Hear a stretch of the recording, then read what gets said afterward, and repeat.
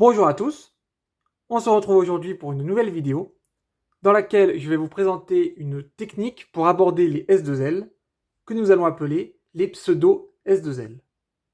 Je vais vous faire deux exemples de résolution pour que vous compreniez cette technique.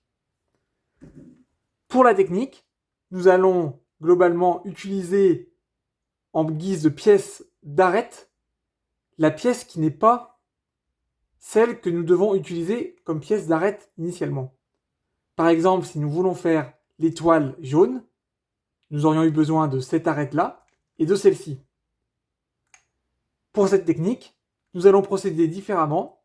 Nous allons utiliser cette arête ici violette qui était censée faire partie de la paire ici violette et jaune. Nous allons la décaler sur la face jaune, comme si c'était l'arête que nous cherchions.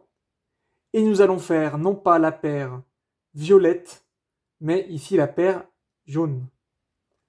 Elle est ici. Et puis nous pouvons ensuite décaler ici. Comme ça, nous avons formé le bloc. Pour la deuxième, nous cherchions initialement la pièce jaune qui est ici, mais nous allons donc partir là plutôt sur la bleue, que nous allons mettre à la place, pour créer ensuite cette paire-là. Par exemple,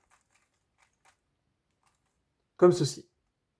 Nous pouvons ensuite faire la dernière paire ici de manière classique. Pour la suite, nous cherchons la pièce violette. On se rappelle que mon ordre de couleur fixe, c'est après le jaune, le violet, puis le vert, dans ce sens-là. Donc, au lieu de prendre la pièce violette, qui va ici, nous allons mettre la pièce qui contient du vert foncé. Et nous allons créer cette paire-là, par exemple comme cela, et l'insérer. Puis nous décalons comme ceci. Finissons ensuite la dernière paire. Ensuite, pour la face verte, vous commencez à comprendre, nous n'allons pas mettre l'arête verte, mais plutôt la rouge. Et créer la paire ici, rouge, verte et beige, que nous pouvons insérer comme ceci. Bon, ici, j'ai vu cette paire que j'ai réussi à préserver, donc je vais la mettre tout de suite pour ne pas la casser.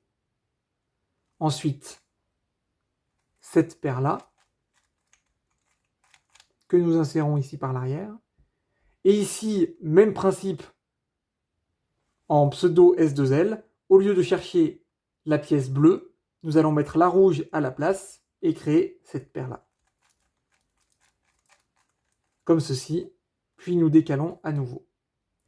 Et enfin, la dernière paire, comme ceci. Prenons un deuxième exemple pour vérifier que vous ayez bien compris. Ici, par exemple, nous pouvons mettre à la place du jaune la pièce bleue, comme cela. Cherchons ensuite la paire jaune, bleu et vert clair, que nous pouvons insérer comme ceci.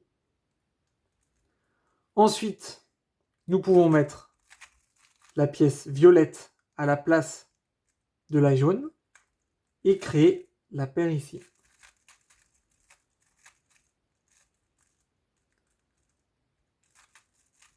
Ensuite, finissons la dernière paire jaune. Ensuite, nous mettons l'arête ici verte et non la violette. Et nous créons cette paire-là que nous pouvons insérer comme ceci par l'arrière.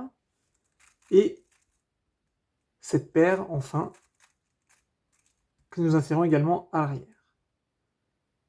Pour la face verte, n'utilisons pas cette arête, mais plutôt celle-ci, la rouge.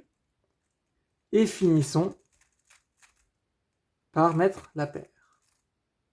Ensuite, cette paire-là, de manière classique. Ici, nous pouvons faire notre pseudo S2L, avec la pièce bleue en lieu et place de la rouge. Et nous avons cette paire-là. Et puis, on décale. Enfin celle-ci. Et pour finir, celle-là.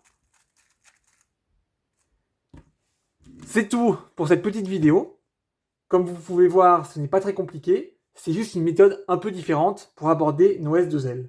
Je ne vous conseille pas forcément d'utiliser cette technique sur toutes vos S2L, mais c'est un bon moyen, une bonne méthode à savoir pour varier un peu vos résolutions et optimiser certains cas. J'espère que cette vidéo vous aura plu et on se retrouve dans une prochaine vidéo. À bientôt!